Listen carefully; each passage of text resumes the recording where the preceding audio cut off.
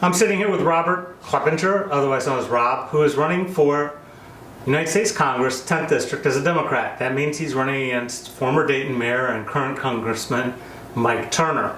Now, Mike was elected back around 2002, I believe, and the district has changed dramatically in the last election. It used to include 4 counties, going all the way out into Highland, and was a very odd district, and now it's just more compact. It's Montgomery County, Greene County, and a little bit of Fayette. And you're a first-time candidate. I'm a first-time candidate for anything. I've never run for a political office before. Okay, so why would you think of running for Congress? I got tired of yelling at the TV. I mean, I called the Montgomery County Democrats office and asked the lady if they had anybody running against Mike Turner. I didn't want to see him run unopposed. I think in every election, people deserve a choice. Okay, so we had a primary for this election. There were 2 choices. You ran against Bill Connor from Greene County, who's run several times before, and is currently, I believe, he's a state rep. No, he's not a state rep. He didn't make it there. Okay, but you ran against Bill Connor and you beat him. And I wasn't expecting that. Like I said, when I called the Montgomery County Democratic office, they said they didn't have anybody running against him. Of course, I forgot to call Greene County. And that's a lesson to be learned. I need to remember that the 10th Congressional District is not just Montgomery County, not just Greene County, but also includes Fayette County. I mean, a sliver of Fayette County. Yes. That's the whole thing. And the reality is you file in the county that has the largest population for the district. That's how it works. So you would file in Montgomery County. And the fact that the Greene County candidate hadn't said anything to the Montgomery County Democratic Party just shows the Democratic Party isn't that very well organized. So, well, not only that, I mean, we're lucky to only have 3 counties in this race. I met 2 candidates whose districts include 14 counties. So yeah. Really, I mean, I'm not in a bad situation. I'm relatively lucky only to deal with this is much more counties. Manageable because the old district, you actually had to buy 3 media markets to reach the entire district. So there's been a big improvement. You can reach this district moderately without having to spend a lot of money. But what we have here is a congressman who spent over $1 million almost every time to beat opponents. The last one cycle, the guy spent $7,000, and Congressman Turner still spent $1 million. So you're going to get outspent a gazillion to 1. Let's talk about what's important. What do you see as your major point of differentiation? What are the voters going to get if they decide we've had enough of Mike Turner and we want to vote for Rob Klepinger? What are we going to end up with? Well, like you said, I'm a Democrat and I support the ideals of the Democratic Party. I support raising the minimum wage. I think that's an important issue. I support women's rights. I think women deserve to be paid equal pay for doing the same job. I mean, these kind of issues. But these aren't sexy. You know, let's talk about all the single issues that people actually vote on. Well, proceed. We're gonna skip the Second Amendment. We're gonna skip all that other stuff because we're gonna get down to what Mike Turner talks about. Mike Turner says almost all the time he works for Wright-Patterson Air Force Base, over and over and over. He works for Wright-Patterson. His whole reason for being in Washington is to make sure that port comes to Wright-Patterson Air Force Base. And while that's a noble and wonderful thought, I mean, there are 720,000 people who live in this district. You cannot employ them all at Wright-Patterson Air Force Base. We need other industry in our area. Oh, come on, it's the largest sole location, single source, whatever employer in the entire state of Ohio. How can you not be a big supporter of Wright-Patterson Air Force Base? And I didn't say I didn't support them, but you know, you need to focus on other jobs. I mean, right down the street from where we're sitting here, Miami Valley Hospital. That's a huge employer in our area. Okay. And as the baby boomers age, the health care is going to expand, and we're going to have to focus on providing health care for the people who are soon to be seniors. So obviously you're a big supporter of the Affordable Care Act. And yes, I am. I will go on record. I do support the Affordable Care Act. Okay. So right there's a point of differentiation between Congressman Turner and you. Congressman Turner has obviously not been a supporter of raising the minimum wage. No. He has not been a supporter of women's rights, although he's going to tell you that he spent a lot of time making sure military rapes are prosecuted. He's going to say he did that, and he's also going to say he worked for the Delco retirees, so he's going to say he's labor friendly. However, we know that's not true because he votes almost 90% with the Republican Party. He does. So, what makes you qualified to be a congressman? Not that... Well, David, I mean, I read the Constitution. There are only two things in the Constitution that you have to be 25 and live in the country for 7 years. Okay. Okay, I'm an average citizen. I'm not a politician, and I think that's what people are looking for now. I mean, what is the approval rating of Congress? I think the approval rating of Congress is lower than the approval rating of the president right now. That it is. And you're not going to get a change if you keep electing the same people. Okay, so you're not a lawyer. No, I'm not. Okay. I'm a high school teacher. You're a high school teacher, and you teach what? Chemistry. Okay, and you teach it at what school? The Miami Valley Career Technology Center. And how long have you been there? I've been there 18 years, and I've been a teacher for 20 total. Okay, so all your former students who you gave C's and above are going to vote for you. I should hope so. So you already have that going for you. But let's take a look at one of the things it says in your bio is you're a farmer. I do own a small farm. I grew up on a farm. That's kind of, just because I own a farm, I don't make a living off of it, Okay. David. I mean, I get about $1,500 in income off of renting 10.5 acres to another farmer. Okay. According to the what is the Federal Department of Agriculture? Is it the FDA? FDA, Federal Yes. Department of Agriculture, that would be FDA. Yes, the FDA, they send me forms that I have to fill out every single year. Okay. I mean, if I don't, I could be prosecuted because, according to them, because there's more than 10 acres of my land being used for agricultural purposes, I have to answer their surveys every year. So you're also a small business owner? Yes, my brother and I own a small jewelry shop in Vandalia. We've been doing that we started that business in March of 2008. I can't think of a worse time to start a small business. I would agree. And it's just been rough. I mean, the dynamics of that business have changed. I think nowadays more younger people are looking towards the internet for their jewelry needs. Right. And I can't see a lot of mom and pop jewelry stores surviving much longer. It's been a tough road.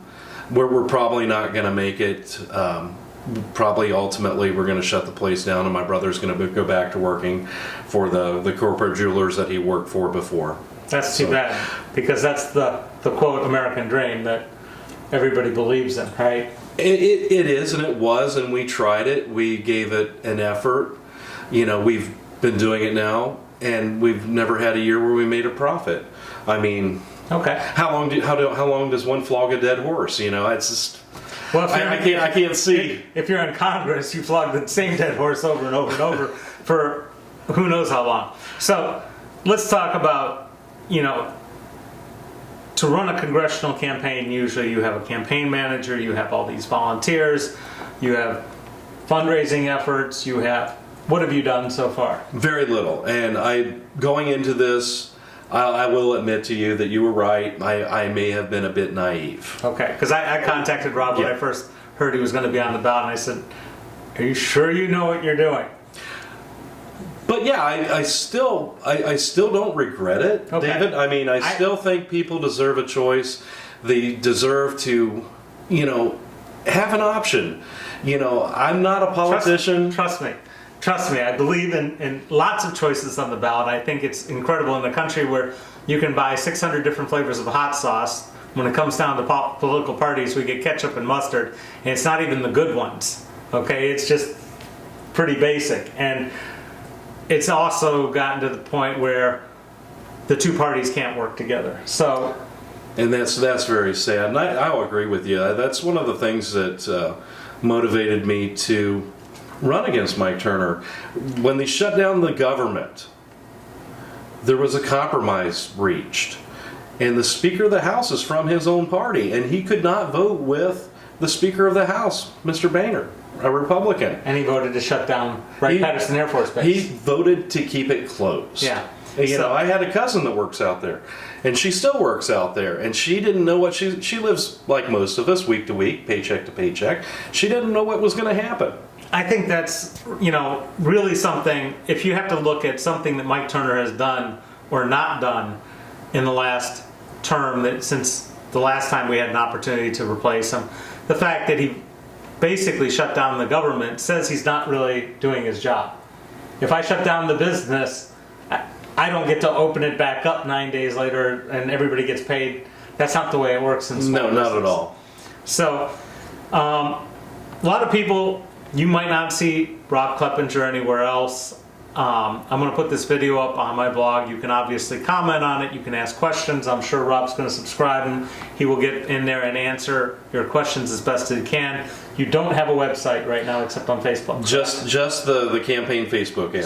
So right now there's only about 350 likes on there, so that's not going to get you elected. No, I would imagine not. But feel free to like my page, Okay. Robert Klepinger for 10th District, Ohio. Okay. So, and if you want to volunteer, I'd imagine you contact you through the Directly through there. Yeah, I mean, send me an email. I'll be happy to mail you a bumper sticker if you want to put me on your bumper. What is your email address? Because not everybody's on Facebook. It's robklep@aol.com. ROBKLEP @AOL.com. I'm embarrassed to be sitting next to someone that still is using an AOL address, but that's okay. Well, at least I'm not paying AOL anymore, David. There you go. Now, I've you know, we've watched this election over and over and over, and nobody has come within, you know, at least 12 points of Turner, because they think somehow I see people with Obama signs and Turner signs in their yard. I don't think people understand this is not a liberal, urban, you know, Republican, pro-city congressman here, if you look at his voting record. And I think that there are a whole bunch of other questions that have not been answered. We can go back to the no-bid contracts for his wife. We can go back to the fact that she was doing work for the Army Corps of Engineers while he sat on the Armed Services Committee. That somehow she's doing work for the Home Depot Political Action Committee, even though they're based in Atlanta. That's all kind of a moot point at this point, because she divorced him and moved out after working at Kettering Hospital, has now moved out of state. But there's a whole lot that's not right about Mike Turner. So, on November 4th, you get to go to the polls, and you can do one of two things. You can vote for Rob, or you can vote for a Congress that's going to continue to do absolutely nothing. I'm not saying Rob's the answer. I don't think Rob's going to say he's the answer, but it does send a message. And I think the election in Virginia with Cantor getting knocked out in the primary says that some people in this country have had enough and are ready for change. And I hope so. And, you know, if elected, I will do my level best, you know, to do what I think is right for the majority of the people who live in the district. And I think David and I would agree that I don't think Mike Turner's done that. You know, I would like to see more industry come back to the area. I'd like to see better paying jobs. I would not do any kind of legislation that would be anti-labor. I think labor supports the middle class. So Okay. that being said, yeah. That's a good start. And realistically, have you tried to get a debate set up between yourself and Congressman Turner? No, I have been in contact with the League of Women Voters, and they proposed that we meet not necessarily in a debate kind of forum, but they would ask a question to me, I would answer, then they'd ask a question to him, and it would go back and forth. So I am agreeing to that, yeah. I think you deserve the right to go face to face and people get a chance to see it. If somebody's not going to video that and put it on the air, I will make sure I do it, if nothing else, for entertainment value. Well, I appreciate that, David. Really, I do. And I want to thank you. I mean, people need a choice. People need to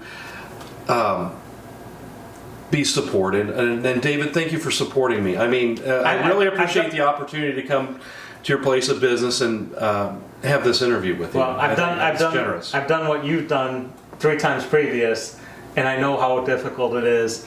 Only every time I run, there seem to be a whole bunch of candidates or issues with getting on the ballot. And it's just a matter of luck. I mean, I think really I won the primary because the people knew Bill Connor and they didn't know me at all. And they would rather, you know, so to quote Lincoln, you know, sometimes you can just say too much. I mean, it's better to remain silent and be thought a fool than to open your mouth and remove all doubt. Well, and that's an Abraham Lincoln quote for you. I do know Bill Connor, and he's a good man. And I'm sure he is. I like. He's a good Democrat. He's a little up in years, but he would have done a good job as well. I think so, and I liked his ideas on college tuition, the funding, and I think.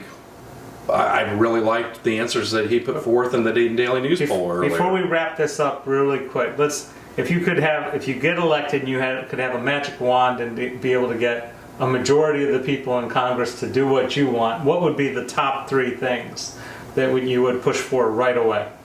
Number 1, minimum wage increase. Number 2, equal pay for women. And number 3, this is going to be popular. I want to raise taxes on rich people, and I think a good place to start is with the capital gains tax. It should not be unlimited. It should be graduated like the income tax. Okay. Well, that is not going to be popular with rich people, but luckily in your congressional district, the number of rich people that get to vote is very few. Well, so the rest of you have to go to the polls and say you're not going to work for the guy who gets $1 million written to him every 2 years to basically retain a job that pays $178,000. You, me, Rob wouldn't spend $1 million for a $178,000 a year job, but this is the norm for Congress. So let's put an end to that. All right, David, thank you so very much. I'm grateful. Thank you. All right.